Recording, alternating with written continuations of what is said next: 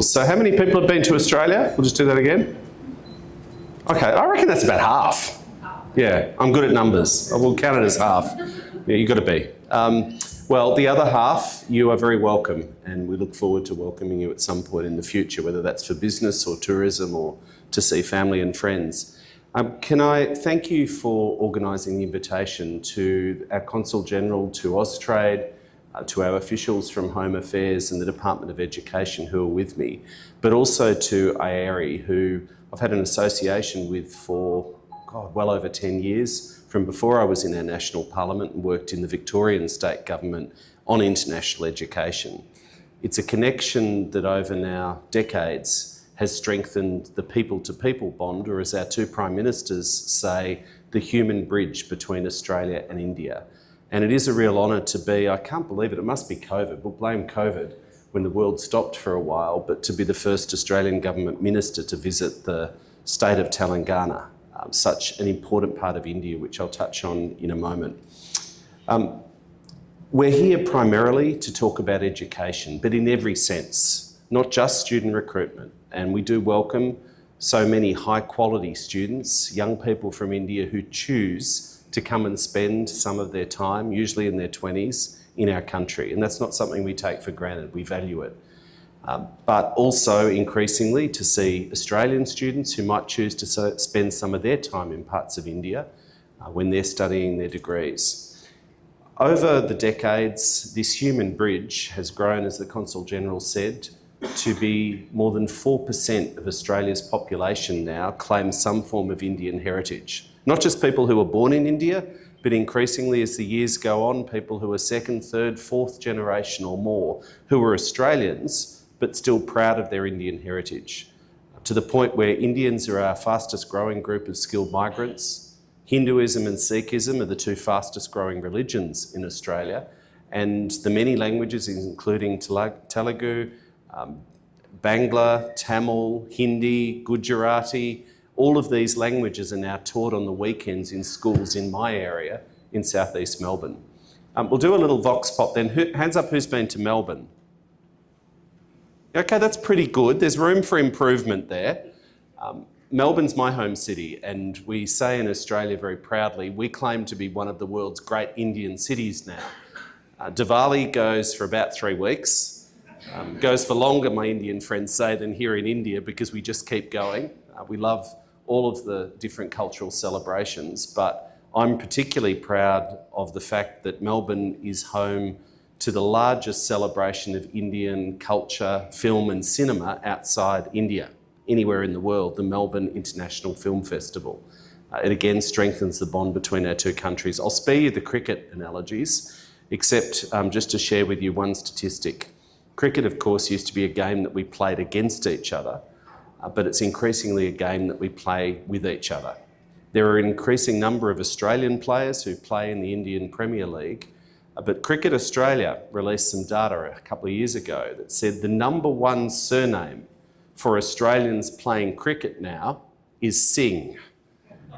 The number two surname is Smith, the number three surname is Patel, and then we've got Jones. So that shows the extent of the intermingling.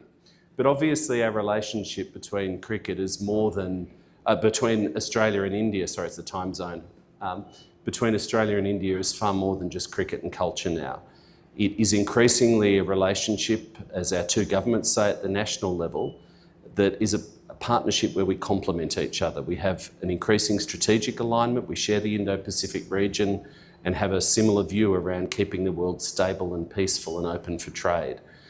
We have research and education partnerships, and I'll just touch on a few of those in a moment. I don't want to talk for too long because we're then having a panel discussion. But all of the dimensions to our education partnership are of great interest in this delegation. Our Education Minister will be joining us in Delhi on Monday and Tuesday for the formal annual dialogue with Minister Pradhan. Our Skills Minister, I think, is arriving in Mumbai shortly. And this is a really serious long-term relationship that we want to build in every sense of our education partnership. I'm very proud that Australia was the first country to accept the invitation of the Indian government, who threw open the door and said we want to welcome high quality top-ranked global institutions to set up branch campuses in India. The first 2 branch campuses were Australian, Deakin University and Wollongong, over in Gift City, I think, in Gujarat. We just witnessed an MOU, though, today here in Telangana with the Minister for IT about an emerging partnership in artificial intelligence, a centre of excellence between the government of Telangana and Deakin University. And that is a first. It's not an institution-to-institution partnership, and they're important. We have many of those in a growing number, but it's a partnership between an Indian state government and an Australian institution where each of them are proposed to put in funds and resources on an area of mutual interest. But I'll just finish by touching on the student part for a moment. As I said, Australia does welcome high-quality Indian students. What we say to parents who are thinking about this, it's a big decision. People make a significant financial investment, even if they're not seeking migration outcomes. Increasingly in wealthier parts of India and the world, people want to come home, but they want that time of their life where they're having an international experience. Increasingly, though, we see students who want to pursue study in every part of Australia, in every kind of institution. At the moment, we welcome 178,000 students from India. But when we look at a country as large as India, for Australia, we need to focus on certain parts of India because the country, 1.4 billion people, it's just too big for us to be everywhere. And so this part of India, as the Consul General said, southern India, is particularly important because of the growing economy, the excellent research institutions that are here, and the incredibly bright young people whose families are focused on education.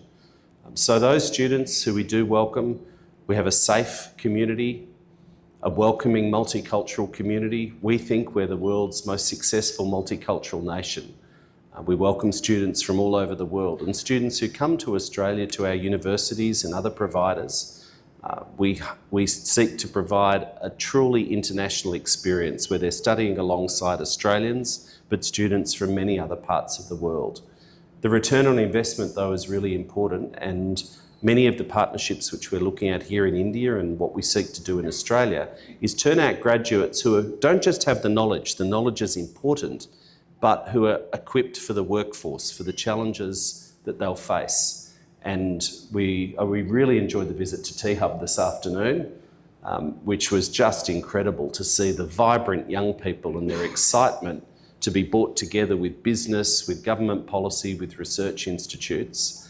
So again, that's another area that Australia wants to partner. So two-way student mobility, the partnerships between business, but also the partnerships between our institutions and government. I'll just finish by thanking those student counsellors and agents who are here. You can get a lot of stuff on the internet, but as we know, not everything on the internet's true. And there's an enormous information asymmetry between young people as consumers trying to work out not just which institution might be best for them, but which country. And without that understanding of the legal norms and the visa systems and the expectations and what the reality of living in another country might actually be, let alone, as Sonia and I were talking about, helping a student to try and figure out what they actually want to study, what they want to do with their lives. All of that's incredibly complex. So the role that the good agents, and I say the good agents because unfortunately, as we know in every country, there are some who claim to be agents who are not interested in the students' welfare, who are not interested in giving proper advice, they're just seeking to make money.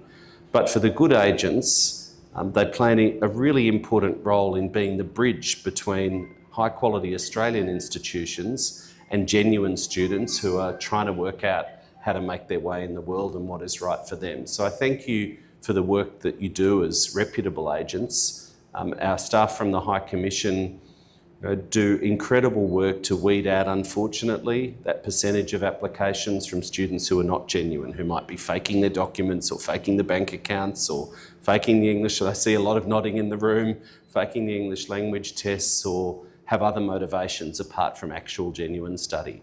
So thank you for the partnership which you have with the High Commission.